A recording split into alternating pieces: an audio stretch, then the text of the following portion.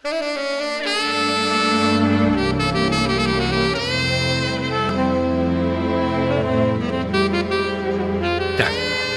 con lo que tengo.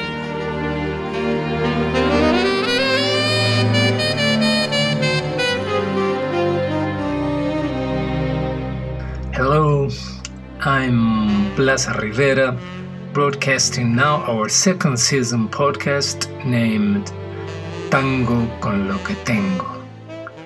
I'm still here in the neighborhood of Santa Teresa in Rio de Janeiro, very close to Corcovado.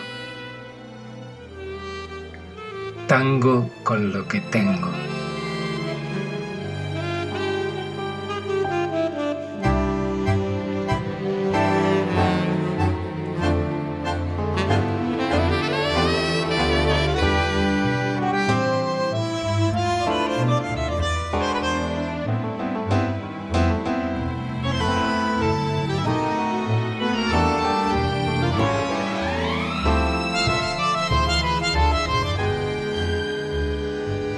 First of all, I'd like to answer some questions I've received these days.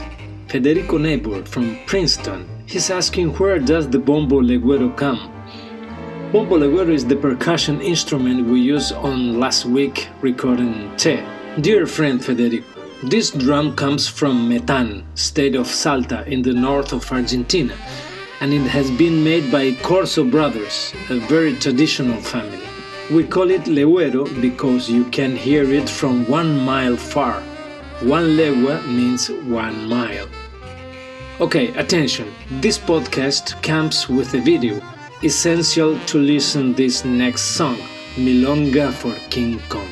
King Kong is a gorilla who lives a great life within African jungles and lakes. He's especially big, huge, more than the rest of gorillas in the region. All inhabitants are afraid of him, so they do not bother him at all. And that's why he has a very calm and funny life in the middle of nature. Indeed, his life is so calm and funny that provokes envy from some American movie makers, who have a boring existence right on the other extreme of calm and fun, quite far from nature and on the other side of the planet. King Kong's life was so good, but they start inventing stories about him. They said he was unfriendly, antisocial, very dangerous for society, violent, despot, treacherous, even capable of nationalize any public utility. They said he attacked towns, that he was contagious, that Western children couldn't be safe till we eliminate this monster. They did mediatic operations, fake news. They made not just 1 film, but 7 long films where they showed how he ate living people. He trampled ships. He also could set churches on fire just looking at them. In these films, they also showed how King Kong did not understand English. Very different from Lassie and Rin Tin Tin. King Kong only grunted. They also said he didn't sympathize with anthropologists who came to Africa just to save him. Of course, all in white and very well intentioned. They said King didn't listen to reasons. He even refused paid vacations in a zoo in Indiana. They set him up, made holes around him. They surrounded him with fire. They also offered a professor position at Harvard University, but nothing. The giant monkey insisted in being free and sovereign. But one day, they found his weak point. Love. Hey King, that's not love! Some little monkeys, which had already seen the first movie, shouted at him from the stands. People from the embassy introduced him a beautiful blonde woman, then another one, and another blondie later, not that attractive, and another, taller and stronger. King's eyes sparkled in a new way, sweetly. At least this is what I think. As time went by, they observed the tyrant was still happy, being a bad example and sharing book among others all around the jungle.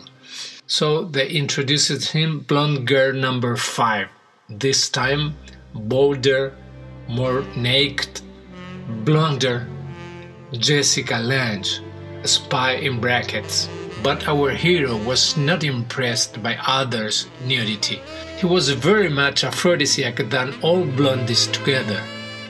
Also, we cannot deny his very easy falling in love side, but King was there for better things. They were so anxious in Wall Street, so they sent a private detective, more spies, warships. They showed King Kong hungry on all newspapers' first pages. In New York, families were hidden in their houses accumulating food.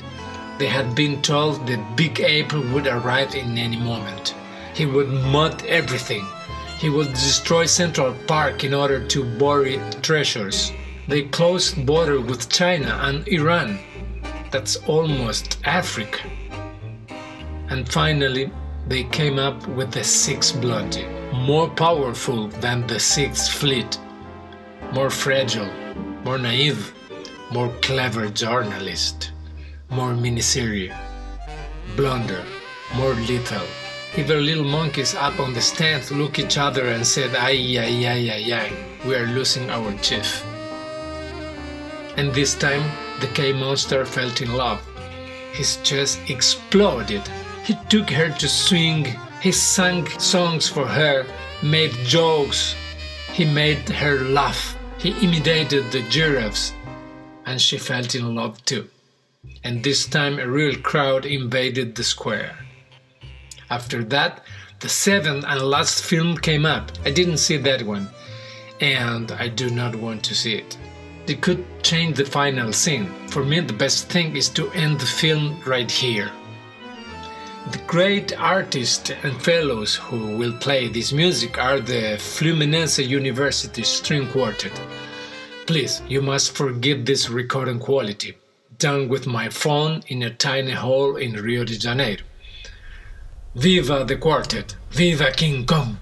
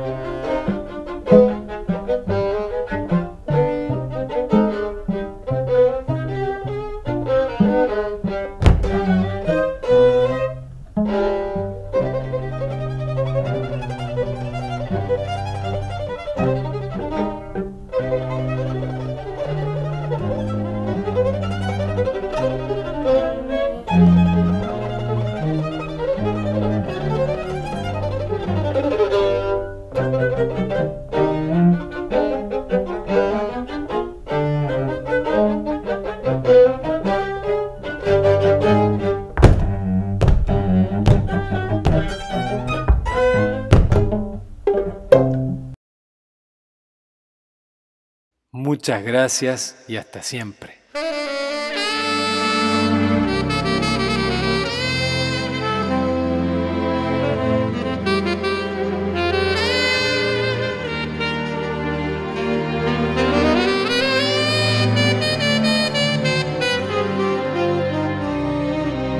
Tango. Con lo que tengo.